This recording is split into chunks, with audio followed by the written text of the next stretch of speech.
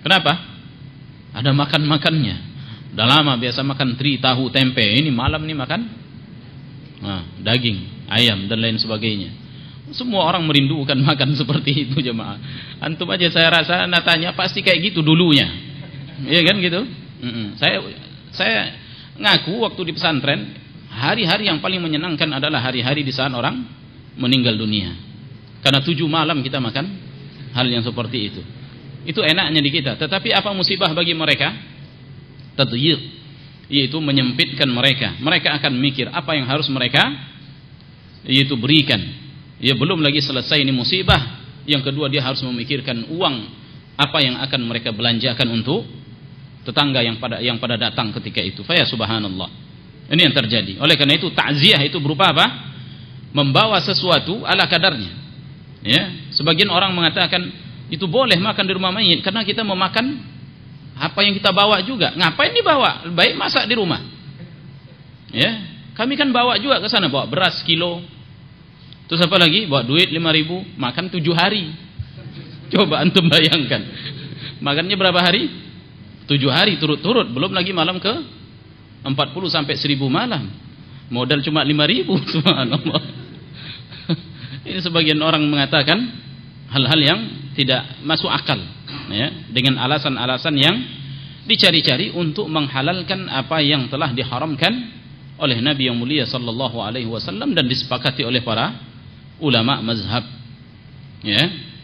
Adapun dengan perkataan, maka takziah dengan perkataan jamaah yang dirahmati oleh Allah menghibur mereka dengan yaitu apa yang bisa kita memberikan hiburan berupa yaitu bersabar dan menyebutkan keutamaan sabar di dalam hadis Nabi, ya, bahwa musibah tersebut bukanlah bentuk yaitu murkanya Allah kepada kita ataupun bencinya Allah kepada kita, tidak, tetapi itu merupakan apa?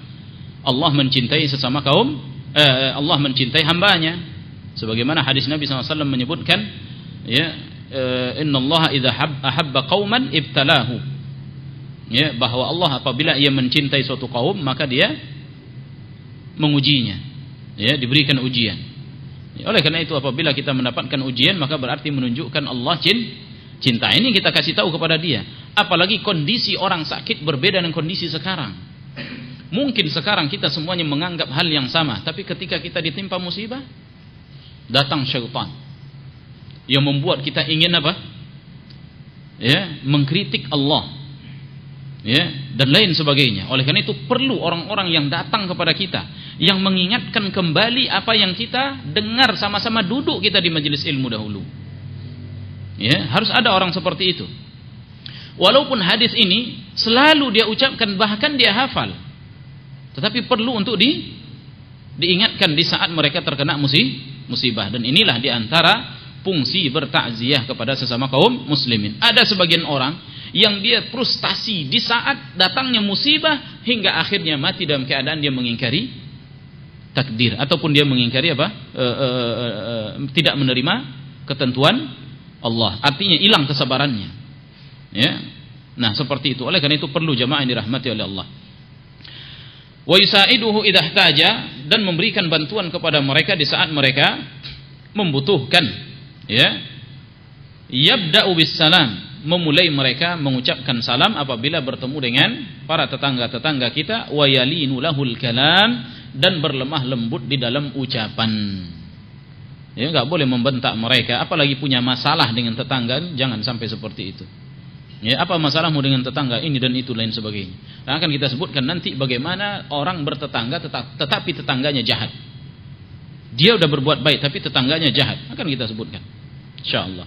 Ya talattaf fi mukalamati waladihi. Yaitu berlemah lembut ketika kita berbicara dengan anak tetangga kita. Ya, enggak boleh dibentak, enggak boleh diusir anak mereka, enggak boleh. Ya, kalau kita umpamanya ya anaknya bermain di rumah anak kita, sedangkan kita perlu istirahat, sedangkan anak orang itu enggak ada istirahat umpamanya, maka kita sebutkan dengan sebaik-baiknya. Ya. Wa yurshiduhu ila ma fihi salahu dinihi wa dunyah, dan menunjukkan atau memberikan sesuatu hal yang bermanfaat bagi dunia dan agamanya.